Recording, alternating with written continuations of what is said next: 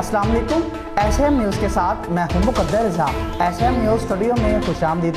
खबरों का सिलसिला बढ़ाते हुए हफ्शा में करते हैं गुजरांवाला से बीवी पर तशद्दुद करने वाला शोहर गिरफ्तार कर लिया गया है। गुजरांवाला डिस्ट्रिक्ट कॉलोनी में शोहर की जानिब से बीवी पर तशद्दुद का वाक़या पेश आया। पुलिस के मुताबिक वीडियो की मदद से खातून पर तशद्दुद करने वाले शख्स को गिरफ्तार कर लिया गया है। आपको बताते चलें कि पुलिस हकाम के मुताबिक 10 जून को मुलज़िम ने बच्चों के सामने अपनी बीवी पर तशद्दुद किया था।